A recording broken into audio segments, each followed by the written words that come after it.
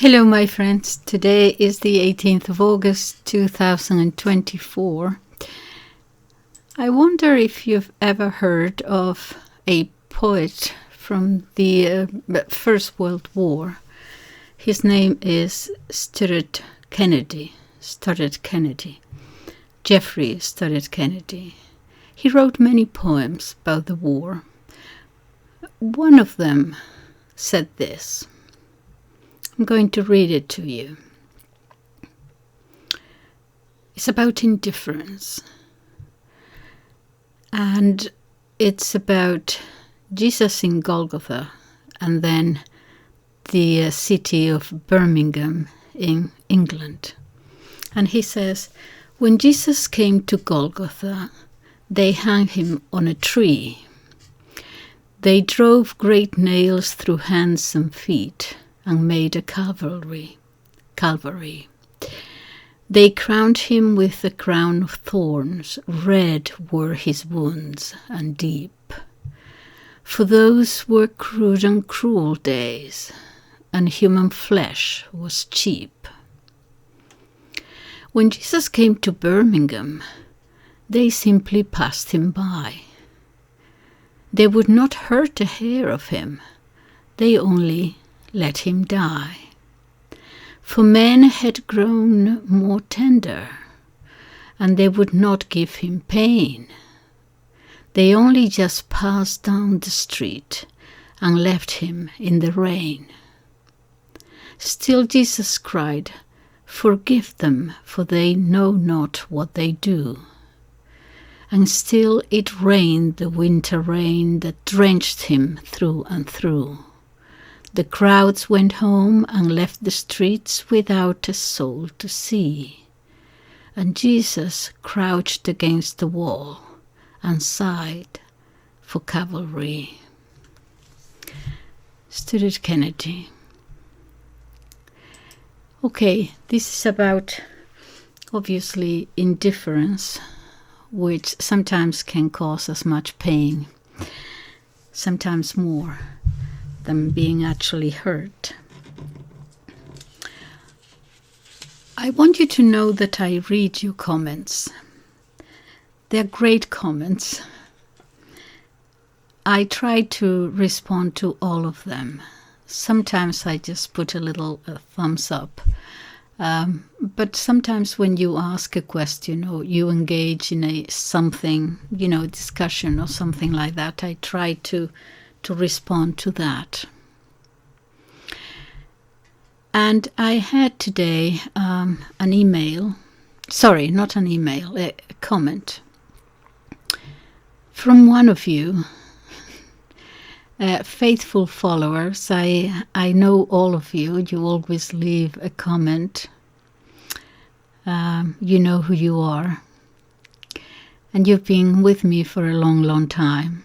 And I always appreciate what you say, because I actually learned quite a lot from it, actually. But I just had one to which I had reply.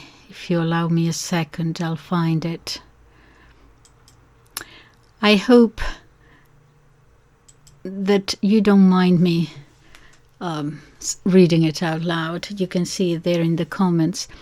The reason why I respond to the comments, rather than, just do a video responding to them, is that the comment is going to be there for a long time. And the people who read your comment or your question, if I just respond in a video, they will probably never see it. But if I respond in writing, it will be there with your question. So I hope you allow me, KG, to read yours. You say, this is a comment to one of my videos. I don't remember it. It must have been quite a few months ago. The title of the video was, "At What Price Your Soul? Coming to Terms with Ongoing Wars or Not?" I don't remember what I said in that video, but in your comment you say, My daughter stopped me speaking about some news to do with the UK, and she told me to understand that the people that upset me are living in my mind rent-free. That is in capital letters. I have had to limit what I watch and which channels. I like your videos. You are a good teacher and you share your knowledge. It's worth the time to listen and to reflect on the topic. Only 24 hours in a day, and I must protect myself from too much violence and negativity, which leads to feeling of hopelessness and helplessness. Some days I just feel numb, and I find it difficult even to pray. I remember Mother Teresa of Calcutta said that she had dry spells when she too found that it was hard to pray. My response, perhaps I should have had more time to reflect, because you bring up very important feelings there. But anyway, this is what I said. Yes, we're all overwhelmed by what is happening, as if a tempest, many storms, had appeared suddenly, and we don't know quite what to do or where to turn. This is in small lettering, so this is happening to all of us. In the past, people were easily deceived because of lack of information.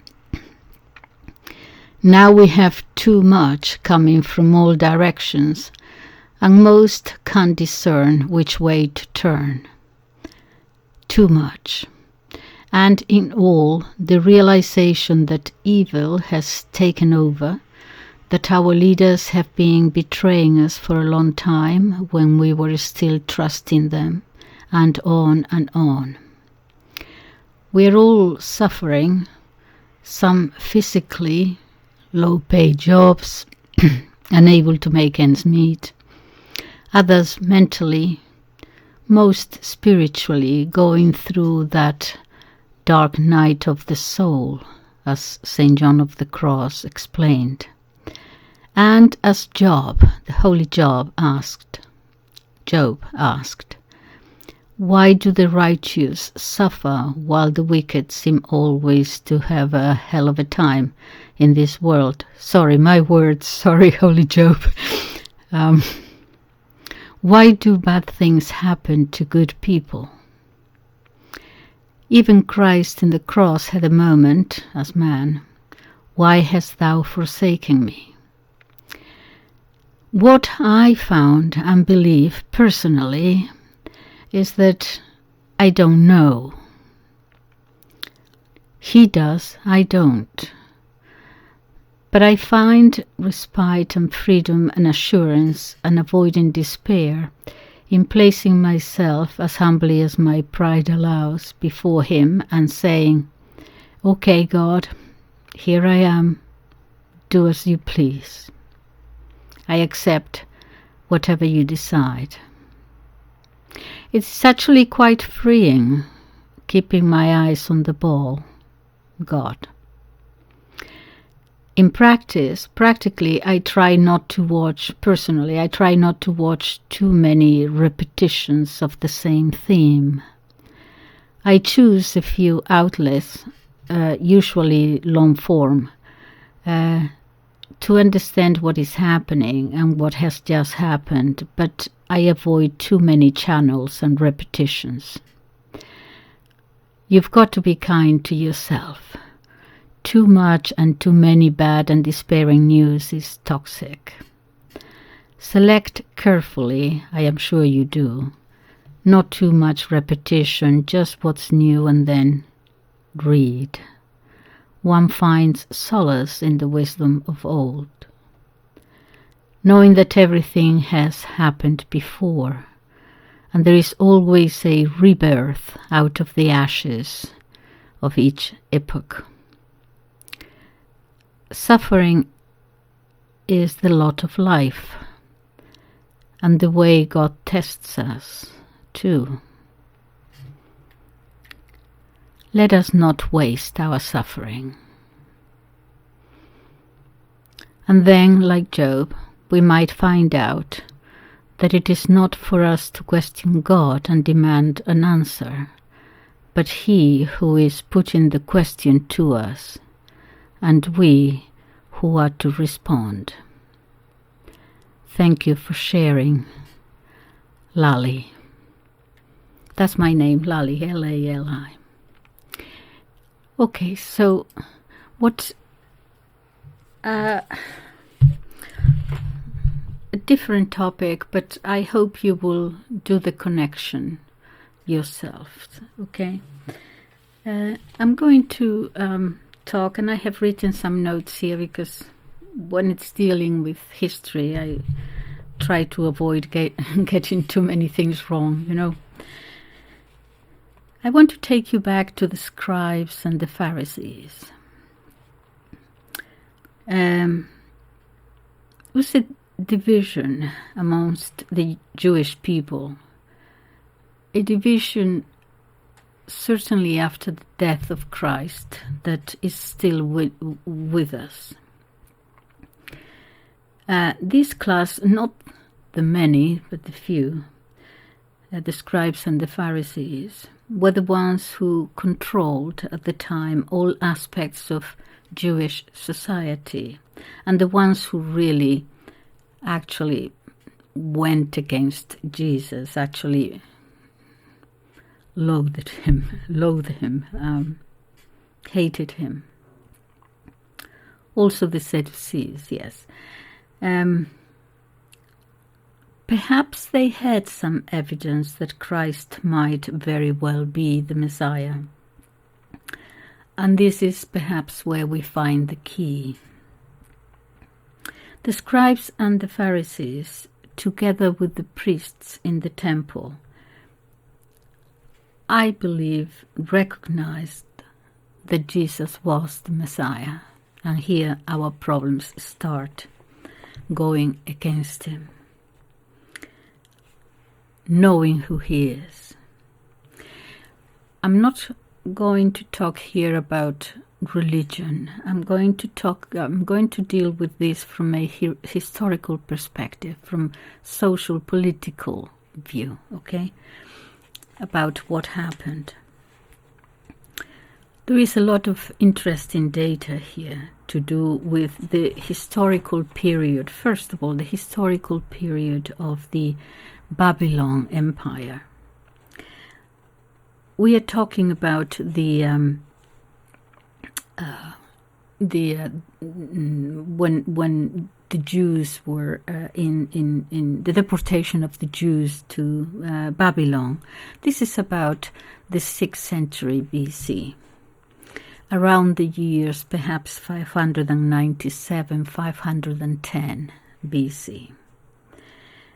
During the reign of, let me see if I can pronounce it, Nebuchadnezzar.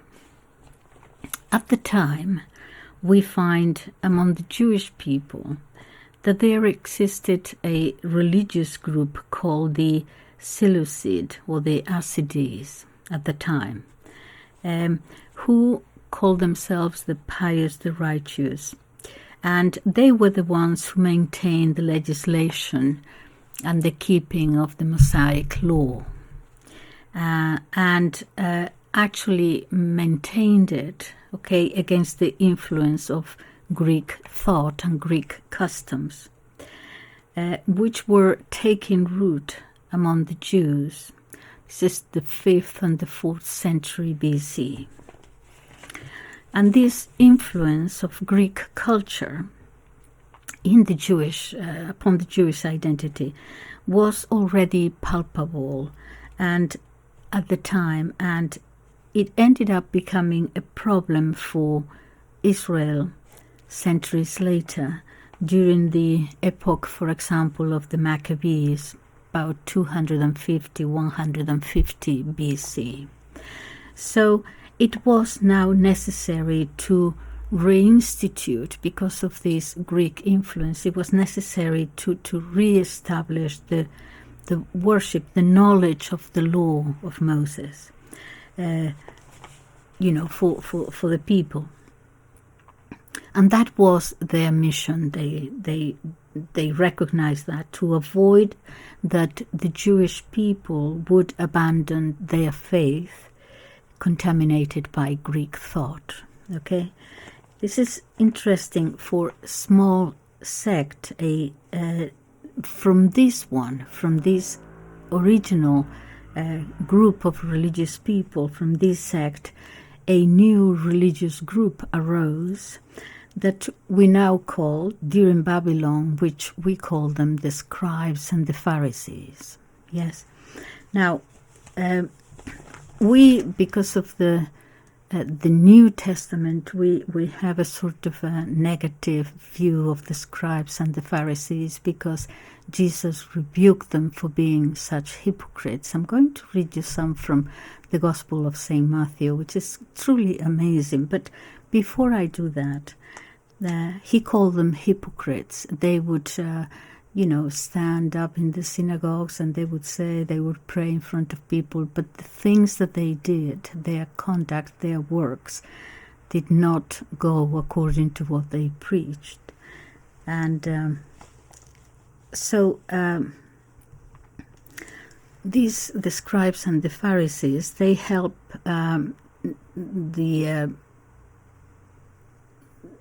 to shape at the time the psychology, the mentality of the Jewish people in defense of their religion, their texts. But from the beginning, they also had, even though they were doing there the right thing, certainly at the beginning, nevertheless they began to have a certain, acquire certain political characteristics, rigidly imposing a moral code and a certain intransigence, which showed itself more radically at the time, during the time of Christ, regarding the Mosaic law. Let me explain this.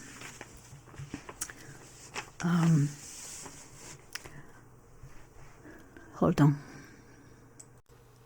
They also started interpreting the written texts, and in time it became obviously a religious sect. By the time of Christ, as I say, they were religious and a political power. They actually promoted political independence vis-a-vis other peoples, and also worked very hard not to get the Jewish people contaminated from the Hellenists, from Greek thought. By the 2nd century BC, by order of Antiochus Epiphanes, the one who carried out the desecration of the temple in Jerusalem, there was a persecution against all those who refused accepting Greek culture. So if you refuse the Greek culture and Greek thought, you would be persecuted. This is about 2nd century BC. You can see it there in the Bible, the Maccabees. Okay. So for the scribes and the Pharisees, it was first necessary, their religious stand was necessary for the people, but it slowly was beginning to be a more political rather than religious sect. A political institution that was to control all aspects of people's lives. In other words, they were very much exercising control of people's lives, but not so much religiously anymore, although that was part of it, but they had political power. They went on not only to reform the original Mosaic law, in many cases they changed it. They sort of, what do I mean change it? They started, yes, altering it. For example, they ended up imposing 622 norms for all to follow in their everyday life.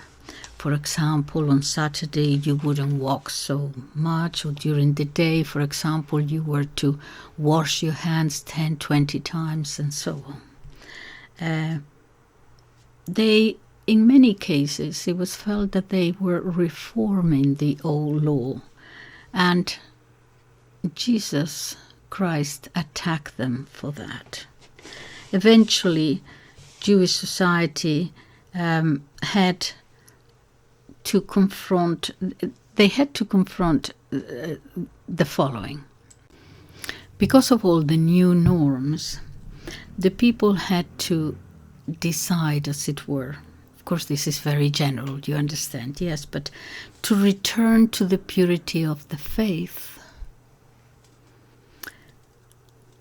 not all the norms that they had been the new norms that they had been imposed on them, and so there was already a division there. When this division is happening, their total control, political control, was absolutely total. And this control was exercised primarily through all the activities in the temple. This is one of the reasons Jesus could not have or keep a good relationship with this ruling class. It was basically now a ruling class, religious as well as political. And so this is what at the time were the scribes and the Pharisees. By this time, they were a political power with a political control that was practically insurmountable, practically impossible to go against them, because they controlled everything, including the economy. The temple had become the center, the arrival area for all the caravans and the changing of money and so on. Okay, we're going to see this in Matthew 23. And Jesus says in Matthew 23, Christ admonishes the people to follow the good doctrine that they have, the good doctrine that they talk about, but not the bad example of the scribes and the Pharisees. And he warns his disciples not to imitate their ambition, and denounces several woes against them, and denounce their hypocrisy and their blindness. From Matthew 23:1, the scribes and the Pharisees have sat on the chair of Moses. Hold on, let me read it from the Bible itself.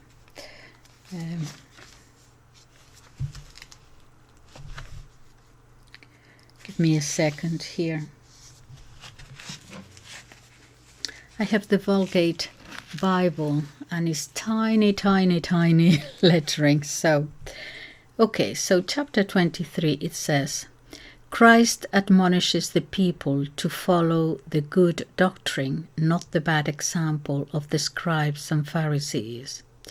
He warns his disciples not to imitate their ambition, and denounces several woes against them for their hypocrisy and blindness. And then Jesus spoke to the multitudes and to his disciples, saying, The scribes and the Pharisees have sat on the chair of Moses. All things, therefore, whatsoever they shall say to you, they shall say to you, observe and do, but according to their works do ye not. Not what they do in practice. For they say and do not. For they bind heavy and insupportable burdens and lay them on men's shoulders, but with a finger of their own they will not move them. Just the poor, yeah. And all their works they do for to be seen of men. For they make their phylacteries broad and enlarge their fringes. And they love the first places at feasts, and the first chairs in the synagogues, and salutations in the marketplace, and to be called by men, Rabbi. But be not you called Rabbi, for one is your master, and all your brethren. And call none your Father upon earth, for one is your Father who is in heaven. Neither be ye called masters, for one is your Master, Christ. He that is the greatest among you shall be your servant, and whosoever shall exalt himself shall be humbled, and he that shall humble himself shall be exalted. Let me see. Okay.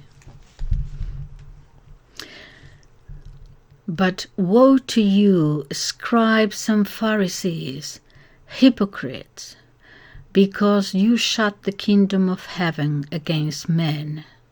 For you yourselves do not enter in, and those that are going in you suffer not to enter. All those, I am thinking not just of the scribes and the Pharisees myself. I'm thinking in today's time about all those who prevent, who take advantage of the vulnerable and the believers and prevent them from following the faith. Woe to you, scribes and Pharisees, hypocrites, because you devour the houses of widows, praying long prayers. For these you shall receive the greater judgment. The houses of widows, the most vulnerable. Woe to you, scribes and Pharisees, hypocrites, because you go round about the sea and the land to make one proselyte, and when he is made, you make him the child of hell, twofold more than yourselves. You go around preaching riches, the world, proselytizing. Woe to you, blind guides, that say, whosoever shall swear by the temple, it is nothing, but he that shall swear by the gold of the temple is a debtor. We're already seeing the economics of it all that we see today. Debt. If you have debt, that you owe money to me, I control you, and everything else that comes from that. Let me jump a little bit.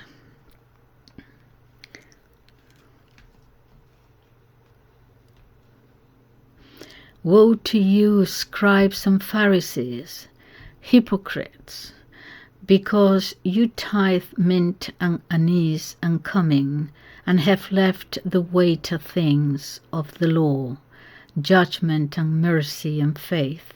These things you ought to have done, and not to leave those undone. Okay, anise and cumin and perfumes and things. You're concerned with luxury.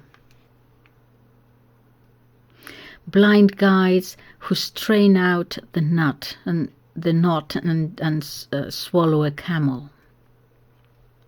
Woe to you, scribes and Pharisees, hypocrites, because you make clean the outside of the cup and of the dish, but within you are full of rapine and uncleanness. Thou blind Pharisee, first make clean the inside of the cup and of the dish, that the outside may become clean. Start from inside. Woe to you, scribes and Pharisees, hypocrites, because you are like the whited sepulchres, whitewashed. You are like whitewashed sepulchres, which outwardly appear to men beautiful, but within are full of dead men's bones and of all filthiness. So you also outwardly indeed appear to men just, but inwardly you are full of hypocrisy and iniquity. Woe to you, scribes and Pharisees, hypocrites, that build the sepulchres of the prophets and adorn the monuments of the just, and say, if we had been in the days of our fathers, in the days of our prophets, if we had been there, we would not have been partakers with them in the blood of the prophets. Wherefore you are witnesses against yourselves that you are the sons of them that killed the prophets. Fill ye up then the measure of your fathers. You serpents, generation of vipers, how will you flee from the judgment of hell? Therefore, behold, I send to you prophets and wise men and scribes, and some of them you will put to death and crucify, and some you will scourge in your synagogues and persecute from city to city, that upon you may come all the just blood that hath been shed upon the earth, from the blood of Abel the just, even unto the blood of Zacharias, the son of Barachias, whom you killed between the temple and the altar. Amen, I say to you, all these things shall come upon this generation. Jerusalem, Jerusalem, thou that killest the prophets and stonest them that are sent unto thee, how often would I have gathered together thy children, as the hen doth gather her chickens under her wings, and thou wouldest not. Behold, your house shall be left to you desolate. For I say to you, you shall not see me henceforth till you say, Blessed is that cometh in the name of the Lord. I find that actually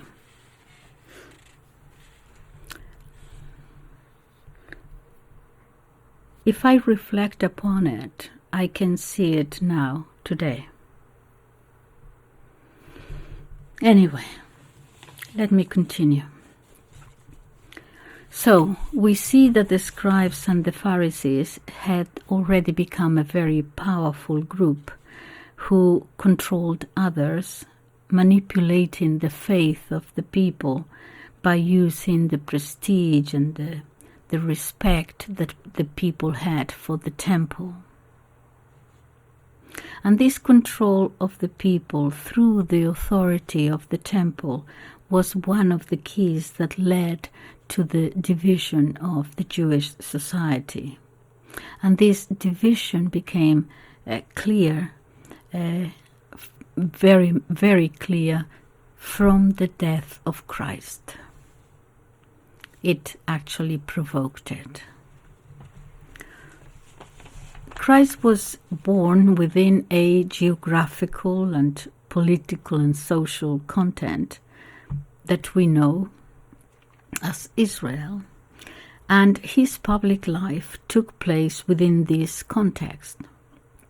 However, when he's arrested by the temple authorities, the scribes and the Pharisees, the Jewish people were already divided. It was visible from the moment of his birth, actually, that there was already this division. Of course, after the death and the resurrection too. And these facts, even though 2,000 years have passed, were the real cause of that division of the Jews, of this division of the Jews today. And this division continues. This division, what is that? A large numerous class that actually the regular people who had no problem listening to Christ, who actually followed him and loved him, and another group, small but extremely powerful, who controlled the population, and this group absolutely hated him. He was actually going against their, remember, I'm talking now in political terms, don't want to go into the further than that, but he was actually attacking their authority, their control of the people, and the use of the temple too. The keys to this hatred,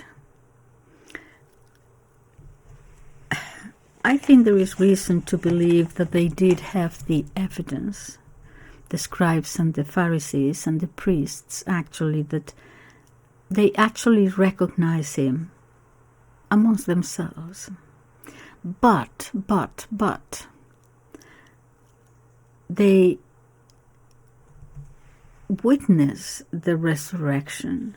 They saw it. They didn't need to believe in it. They actually saw it, and this was a problem because the people saw the crucifixion and everything else that went after that, and they would have gone, because he had followers, more than the 12 apostles. And this was a problem for political power as well. They had total control, and they could not fight everybody, most of the people following Jesus. They were afraid, and were afraid because of the consequences that this could have in the future for them. They were actually going to disappear. They would lose control. And this is the reason perhaps why actually they bought the guards of the Roman Empire. And this is the reason probably why they also started saying that his body, he hadn't actually resurrected, that the body was stolen by his disciples and so on. Okay, so here we see the beginning of manipulation. The beginning, I mean, I'm talking after Christ, yes.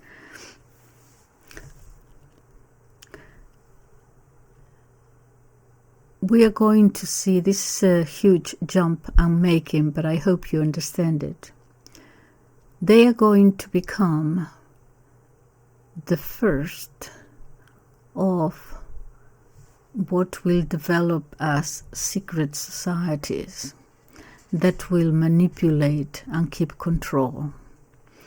Not the first secret societies. There had been very many secret societies before, the Gnostics and so on, who then came into the Christian church and pretended to be Christians and so on, okay?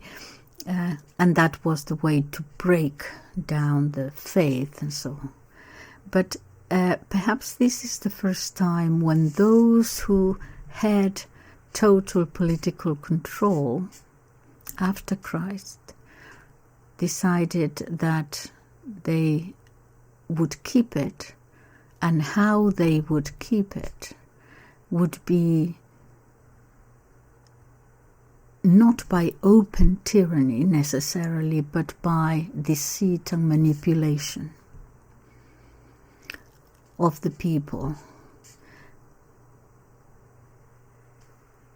And I think that this has been going on since the death of Christ, and I think that this is what is happening now too.